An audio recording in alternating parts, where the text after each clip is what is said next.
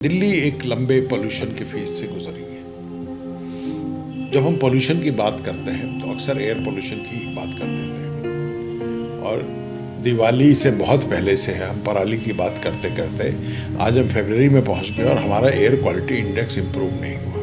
Pollution बहुत सारी है और जिसमें एयर जो है पिछले 5 महीने से 4 महीने से हमें तंग कर रही है। सड़कों पे भी मिट्टी जो इकट्ठी हो रही है कर्व के साथ, सेंट्रल कर्व के साथ और साइड्स पे, ये सब एरिया कवर करना है। जो लोग बाहर विदेशों में गए हैं उन्होंने नोट किया होगा कि इस तरह लूज सॉइल कहीं पे भी सेंटर ऑफ सिटी में कहीं पे भी नहीं है, कहीं पे भी नहीं है। तो दिल्ली में क्यों है? अगर कोई इस गलत फहमी में है कि आपने घर में एयर प्योरीफायर लगा लिया उससे कमरा हमारा साफ हो गया, तो इस गलत फहमी में मत रहिए। पहले भी मैं कह चुका हूँ कि दरवाज़ा खुलते ही कुछ ही मिनटों में अंदर और बाहर की हवा बराबर हो जाती है। हम कैसे आर्टिफिशियल लाइट से हम एनवायरनमेंट को डैमेज कर रहे हैं।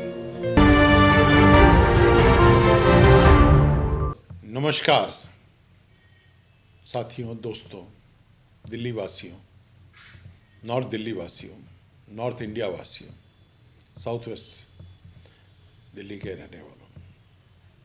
दिल्ली एक लंबे पोल्यूशन के फेज से गुजरी है। जब हम पोल्यूशन की बात करते हैं तो अक्सर एयर पोल्यूशन की बात कर देते हैं और दिवाली से बहुत पहले से है हम पराली की बात करते करते आज हम फरवरी में पहुंच गए और हमारा एयर क्वालिटी इंडेक्स इम्प्रूव नहीं हुआ। इस बारे में बहुत सारी चर्चा हुई है, लेकिन क्या आप जानते हैं कि हम और किस किस पोल्यूशन को झेल रहे हैं? एक और बीच में चर्चा हुई थी पानी के पोल्यूशन की। फिर अगर हम बात करें तो इसमें मिट्टी का पोल्यूशन भी आता है। जब पानी पोल्यूट होता है, मिट्टी भी पोल्यूट हो रही है कई कारण से। हम ये एक सीरीज़ में हम चर्चा करेंगे एक एक करके, सिर्फ आप लोगों को जागरूक करने के लिए कि मिट्टी का पोल्यूशन भी होता है, फिर नॉइस पोल्यूशन भी होता है, फिर लाइट पोल्यूशन भी होता है, फिर ग्लोबल वार्मिंग जिसको हम थर्मल हीटिंग भी हो रही है दुनिया की, जिसके बारे में बार बार चर्चा होती है ग्लोबल वार्मिंग की, और जिस पर दुनिया के सारे देश बार बार बैठ के चर्चा भी करते हैं, कुछ कमिट भी करते हैं, लेकिन काम तो लोगों ने करना है। तो लोगों को भी ज्ञात होना चाहिए कि ग्लोबल वार्मिंग के कारण क्या है। तो हम एक एक करके टॉपिक लेंगे, एक सीरीज़ होगी 8-10 की। और अब ये आपके चैनल पे है कि कितनी बारी आके मेरे से ये रिकॉर्डिंग कराते हैं, लेकिन मैं तो बताने के लिए आप लोगों से शेयर करने को तैयार हूँ।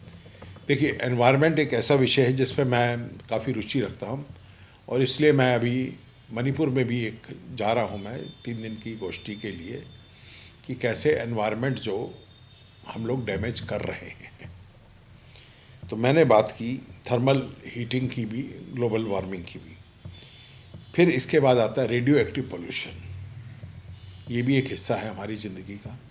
आदमी ने, सच बात तो ये कि जो भी किया मुसीबत ही खड़ी की है, क्योंकि वो समझदार है। समझदार आदमी मुसीबत खड़ी कर लेता है। फिर प्लास्टिक के बारे में तो आप जानते ही हैं अच्छे से कि वो भी एक अलग से मुद्दा बन गया है, जो पानी पे भी असर करता है, जो एनवायरनमेंट पे भी असर करता है, जो जीव जंतुओं में भी करता है। हम उसको भी डिस्कस करेंगे। और कूड़े कचरा भी एक पोल्यूशन का अलग से हिस्सा बन गया है। कल जब वोट डालने जा रहा था तो रास्ते में भी कूड़े का ढेर एक मिल गया, देख के परेशान हुआ था। फिर लाइट पोल्यूशन भी एक हिस्सा है और नॉइस पोल्यूशन भी एक हिस्सा है। अब ये सब चीज़ें जो है ना हमारी ज़िंदगी को असर करती है।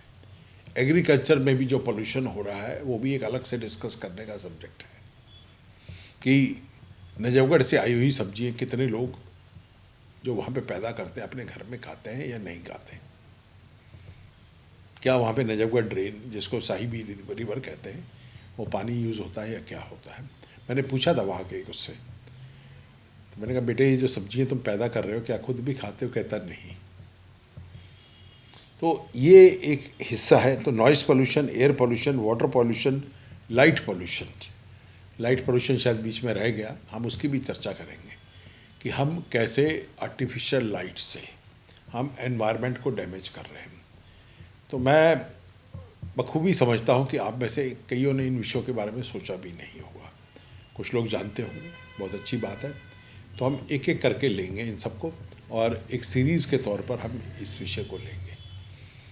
तो हम शुरू करते हैं एयर पोल्यूशन, जिसको हम ऑलरेडी कई बार डिस्कस कर चुके हैं, तो बहुत ज़्यादा मैं उसमें नहीं कहूँगा।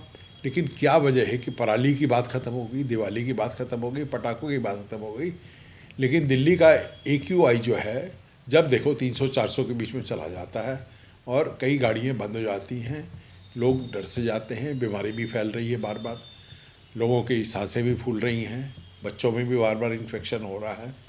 तो इसका कारण क्या है? और ये जो इसके फैक्टर्स हैं वो तो आपको कई बार अखबारों के द्वारा बताए गए हैं कि नाइट्रोजन के वो हैं, डस्ट पार्टिकल्स हैं और सल्फ़र है, ये सब चीज़ें तो हैं ही हैं। डस्ट पार्टिकल साइज़ भी है उसमें। तो ये कहाँ से आ रहे हैं? अब थोड़ा सोचने की विषय है कि जब सड़क पे गाड़ी चलती है तो धूल उड़ती है, धूल उड़ती है तो ये पोल्यूशन आता है। हालांकि दिल्ली में एक अच्छी परसेंटेज, बहुतायत तो नहीं कहूँगा, इलेक्ट्रिक व्हीकल्स की होगी, स्कूटर भी इलेक्ट्रिक हो गए हैं, गाड़ियाँ भी इलेक्ट्रिक हैं। मैं भी इलेक्ट्रिक गाड़ी यूज़ करता हूँ अक्सर जब भी मौका मिलता है। तो इसके बावजूद ये पोल्यूशन क्यों है? तो एक तो स्ट्रीट डस्ट है यही, दूसरा हम लोग पब्लिक जो है लापरवाह है, और सिर्फ पानी स्प्रिंकल करने से डस्ट गायब नहीं होगी। हमको अपनी सड़कें रीडिज़ाइन करनी होंगी, हमें व्हीकल्स को समझना पड़ेगा और सड़कों पे जो इंक्रोचमेंट हो रही है उसको भी कम करना पड़ेगा। ये जो टॉपिक मैं बोल रहा हूँ ये रिपीट हो चुके हैं कई बारी, शायद आपको इंटरेस्ट नहीं होगा। तो आज का सेशन तो हम इसी पे फोकस कर रहे हैं कि पोल्यूशन बहुत सारी है और जिसमें एयर जो है पिछले 5 महीने से 4 महीने से हमें तंग कर रही है। हम बड़े खुश होते हैं जिस दिन AQI 200 के आसपास पहुंच जाता है, लेकिन अब शाम को अगर आप जब टीवी देखते हैं तो पूरे इंडिया का AQI आता है और उसमें दिल्ली का वर्स्ट होता है और हम उसमें रह रहे हैं। आबादी कम नहीं है, वोट तो हमने डाल दिया है, लेकिन जो आने वाली सरकार होगी, जो भी हो, क्या वो इन सब चीज़ों पे ध्यान देगी कि ये डस्ट पॉल्यूशन जो है या एयर पॉल्यूशन जो है ये क्यों हो रहा है? साइंटिस्ट भी इस बात को क्लियर नहीं कर पा रहे हैं। एक ही चीज़ पे ब्लेम कर देते हैं कि हवा नहीं चल रही है, जिस दिन हवा चलेगी उस दिन पोल्यूशन लेवल कम हो जाएगा, या फॉग आ गई है। तो हम सबको इस बारे में कुछ ना कुछ, घरों से मिट्टी कम निकालिए और सड़कों पे भी मिट्टी जो इकट्ठी हो रही है कर्ब के साथ, सेंट्रल कर्ब के साथ और साइड्स पे, ये सब एरिया कवर करना है। जो लोग बाहर विदेशों में गए हैं उन्होंने नोट किया होगा कि इस तरह लूज सॉइल कहीं पे भी सेंटर ऑफ सिटी में कहीं पे भी नहीं है, कहीं पे भी नहीं है। तो दिल्ली में क्यों है? कुछ एरियाज़ में सेंट्रल वर्ड्स की हाइट बढ़ाई गई है, बाकी एरियाज़ में भी बढ़ाने की ज़रूरत है। महावीर एनक्लेव की जो पालम दावड़ी रोड है, इस पर अगर हम देखें तो दोनों तरफ एक, हालांकि वो ट्रक चलता है और जो वैक्यूम क्लीनिंग करता है, लेकिन वो कितना इफेक्टिव और कितनी डस्ट रेगुलरली उठाता है। और साइड पे जो गाड़ियाँ जो पार्क होती हैं वो तो साफ़ नहीं होता एरिया, और लोग अपनी दुकानें साफ़ करके बाहर फेंक देते हैं। रेडियाँ भी खड़ी होती हैं, ट्रैफिक जैम्स भी होते हैं, और ट्रैफिक जो है अपनी ऑप्टिमल स्पीड पे नहीं चलता है। ऑप्टिमल स्पीड वो होती है इंजन की जिसमें वो कम से कम पोल्यूशन करता है और कम से कम फ्यूल खाता है। तो इन सब चीज़ों पे ध्यान देने की ज़रूरत है। कौन समझेगा इसको, कौन समझाएगा, मैं नहीं जानता, लेकिन मैं भी सफ़र कर रहा हूँ, आप भी कर रहे हो, आपके बच्चे भी सफ़र कर रहे हैं, आपके घर के बुज़ुर्ग भी सफ़र कर रहे हैं। अगर कोई इस गलत फहमी में है कि आपने घर में एयर प्योरीफायर लगा लिया, उससे कमरा हमारा साफ़ हो गया, तो इस गलत फहमी में मत रहिए। पहले भी मैं कह चुका हूँ कि दरवाज़ा खुलते ही कुछ ही मिनटों में अंदर और बाहर की हवा बराबर हो जाती है। तो ये थोड़ी देर के लिए जो आप 4 घंटे एयर वो प्योरीफायर लगा देते हैं, वो अगर आपने 10-15 मिनट भी दरवाज़ा खोल के रखा तो बाहर और अंदर की हवा बराबर हो जाएगी। तो ये बात समझने की है कि ये एयर पोल्यूशन है। तो बाकी हम नेक्स्ट सेशन में हम चर्चा करेंगे किसी और चीज़ की। भगत चंद्रा हॉस्पिटल विश्व की सभी आधुनिक और बुनियादी सुविधाओं से परिपूर्ण एक world class multi speciality hospital, Mahavir enclave Palam डावडी रोड पर स्थित साउथ वेस्ट दिल्ली का एकमात्र मल्टी स्पेशलिटी हॉस्पिटल, जहां 24 घंटे आपकी सेवा में उपलब्ध हैं वेल क्वालिफाइड डॉक्टर्स और हेल्पिंग स्टाफ। डॉक्टर CM भगत द्वारा स्थापित भगत चंद्रा हॉस्पिटल आपकी सेहत का ख्याल रखना ही इसकी प्राथमिकता है, वो भी अफोर्डेबल रेट्स में।